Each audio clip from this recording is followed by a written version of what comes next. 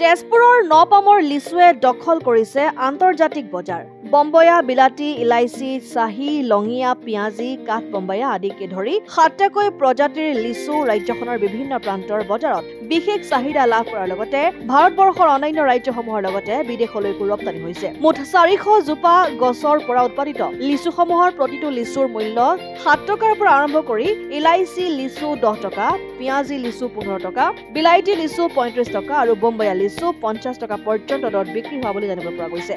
বিশেষ সোৱাদযুক্ত এই লিচু বিভিন্ন প্ৰান্তৰ লোকসকলে আহি লিচু বাগানখনৰ পৰা ক্ৰয় কৰি নিয়াৰ উপৰি পাইকাৰী হাৰত ব্যৱসায়ীসকলে ক্ৰয় কৰি নিয়াও পৰিলক্ষিত হৈছে।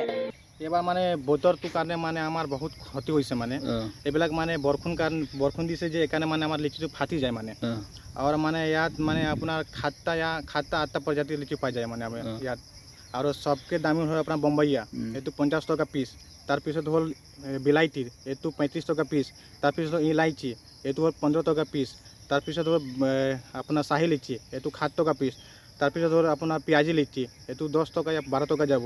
তাৰপিছত আপোনাৰ ইলাইচি, এইটো হ'ল ১০ টকা পিচ।